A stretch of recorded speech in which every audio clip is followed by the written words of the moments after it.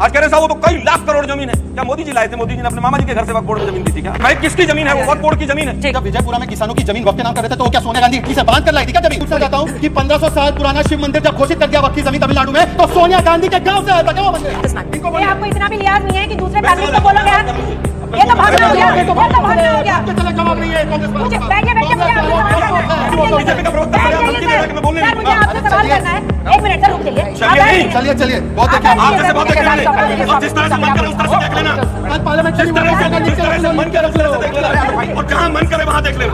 पहले तो आप कमलनाथ से अपना सुलझा लीजिए। सुधार करा मैंने कमलनाथ से पहले आलोक शर्मा मेरा मुंह मत देखो, मैं आपको सम्मान दे रहा था, आपकी बात की मेरे बीच में लगा था। आप जैसे लोगों को बहुत देखा है। अच्छा मुझे बोलने का मौका दिया। आपसे कह रही हूँ प्लीज फिजिकली अग्रेसिव मत होइए, बच जाइए। मैं आपको बता रही हूँ हम लोगों को नहीं लगता कि आलोक शर्मा निजी रूप से क्या करते हैं और डिबेट में आकर क्यों टारगेट करते हैं। इस पर देश का कोई भी इंटरेस्ट है या अपना देश टाइम बर्बाद करना चाहता है। ये कांग्रेस पार्टी को सोचना चाहिए कि जब जब टीवी पर आते हैं तो उनके वोट कितने घट आते हैं।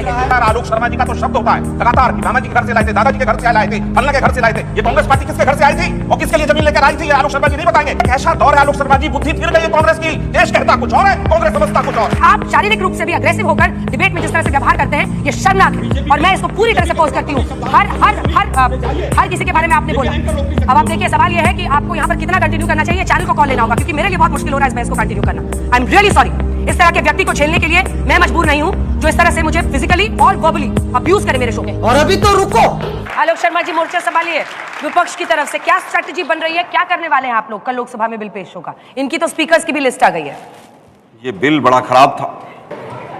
ये इसने तमाम मुसलमानों का बिल्कुल बेड़ा गर्क कर दिया था और 11 साल से मोदी जी पकौड़े तल रहे थे। 11 साल बाद याद आया उनको। अबे साले नहीं, 11 साल तक इतने गंदे बिल को मोदी सरकार ढो रही थी। इतनी ताकत लगा के बता रहे हैं तो 11 साल में थोड़ी सी ताकत लगा देते। 3 साल हो गए किसानों के एमएसपी के कानून बनाने के लिए सुप्रीम कोर्ट की कमेटी की बैठक तक नहीं हुई। मुसलमानों का बड़ा ख्याल है इनको, मुसलमानों का उद्धार करना है इनको। हिंदू बच्चे चाहे सारे बेरोजगार हो जाएं, इनको मुसलमानों का उद्धार करना है इनको। महिलाओं पर अत्याचार चाहे 50% बढ़ जाए, मुसलमानों का उद्धार करके मानेंगे, छोड़ेंगे नहीं बिल्कुल। ये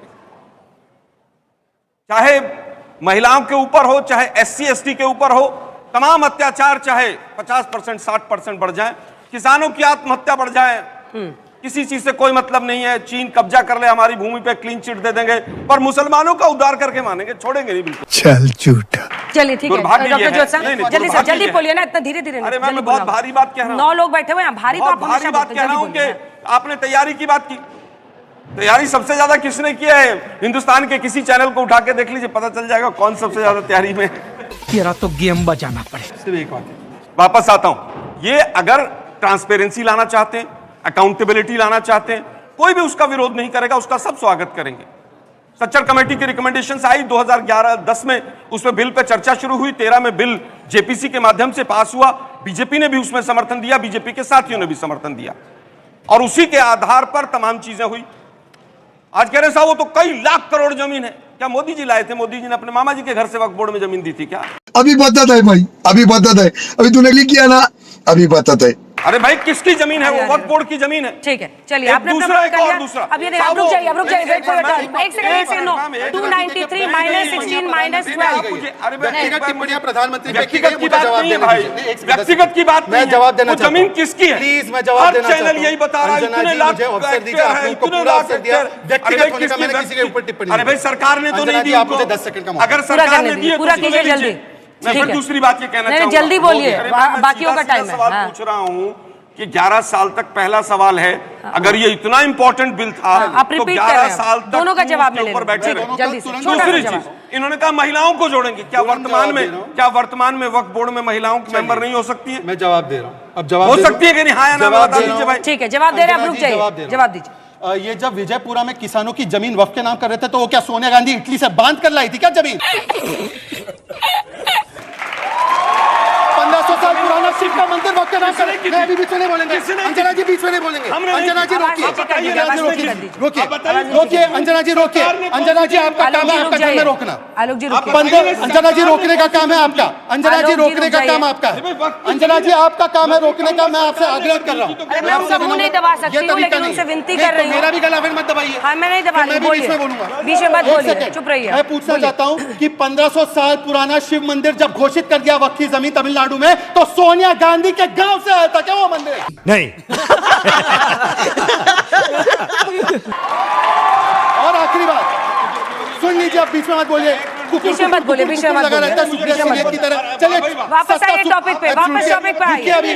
रुकिए अभी अंजना जी रुकने के लिए बोलिए। अंजना जी कितना हस्तक्षेप हो रहा है, मैं भी बीच में आलोक जी, मैं भी बोलने नहीं दूंगा। आपके बीच में किसी ने नहीं बोला, चुप हो जाइए। अब दूसरी आखिरी बात, बिल्कुल आखिरी बात बिल्कुल। सुनिए अभी उन्होंने कहा, अरे सुनिए भाई छोड़िए, चलिए अभी उन्होंने, अरे चुप सर, देखिए अंजना जी अभी उन्होंने कहा कि मैं सीधा सवाल अंजना जी ये तरीका ठीक नहीं, या तो आप हस्तक्षेप कीजिए या तो ये एजेंडा है। क्या सरकार अंजना जी इट इज माय टर्न, क्या मैं अपनी बात रख सकता हूँ, हाँ या ना? क्या मैं अपनी बात रख सकता हूँ? अंजना जी से बोलिए, चलिए। अब अंजना जी इन्होंने कहा कि मुस्लिम के लिए कर दिया, कर्नाटका में 4% मुस्लिम कॉन्ट्रैक्टर को दे दिया आपने रिजर्वेशन। आपको हिंदुओं की याद नहीं आई क्या? एएमयू में आपने SC का ओबीसी का आरक्षण का हिंदुओं की याद नहीं आई क्या? हिंदू आतंकवाद कहते हैं और मुसलमानों को पहला अधिकार देंगे संसाधनों पर, आपको हिंदू की याद नहीं आई क्या? चुप रहिए आलोक शर्मा जी, बस हो गया आपका। और सुन लीजिए अंजना जी प्लीज, बीच में हर वाक्य में मुसलमानों को अंजना जी हर वाक्य में डिस्टर्ब किया जा रहा है, हर वाक्य में डिस्टर्ब किया जा रहा है। बताइए, मैं इनकी पोल आपकी खुलेगी, अंजना जी पोल आपकी खुलेगी। बोलिए, आपकी आवाज जा रही है, जल्दी से 2 लाइन में। और आखिरी बात, आपके चीखने से कुछ नहीं होगा मिस्टर आलोक शर्मा। चलिए और आखिरी बात सुनिए, कांग्रेस का तो अजीब जोड़ा है अंजना जी, जोड़ा कि नहीं जोड़ा है? बोलिए, उनको ऑफेयर कर दिया है, उसकी आवाज नीची कर दी, आप बोलिए। गुजरात अब ये देखिए, वो इसीलिए आते हैं, डिबेट में इसीलिए आते हैं। बोलिए, हिपोक्रेसी ये है कि कांग्रेस के अधिकृत प्रवक्ता पवन खेड़ा बोलते हैं कि चर्चा करने बिगड़ लिया है, और यहाँ पे कहते 11 साल से पकोड़े चल रहे थे। अरे एक स्टैंड लो कांग्रेस पार्टी, एक स्टैंड। सत्यप्रकाश मिश्रा जी और आप बताइए डॉक्टर ज्योत्सना, एक सेकंड चुप हो जाइए सर, चुप हो जाइए आप। डॉक्टर सत्यप्रकाश जी आप चुप होइए। सत्यप्रकाश शर्मा को मैं एक शब्द सत्यप्रकाश जी आप रुक जाइए, रुक जाइए। ये आपकी प्रॉपर्टी नहीं है, यहाँ सत्यप्रकाश जी, अतिक्रमण सत्यप्रकाश जी, करने की कोई परमिशन नहीं है। सत्यप्रकाश जी आप लोग क्या कीजिएगा, आप और डॉक्टर ज्योत्सना क्या कीजिएगा? क्या गुजरात आप चुप हो जाइए, आपको बोल रही हूँ, मैं आखिरी बार बोल रही हूँ, आप चुप हो जाइए। सत्यप्रकाश जी और डॉक्टर ज्योत्सना, प्रोफेसर जल्दी से बताइए कि आप लोग क्या मूड में हैं? एक सेकंड चलिए, आप चलिए, चलिए शाहीन बाग बना देंगे। मुश्किल है,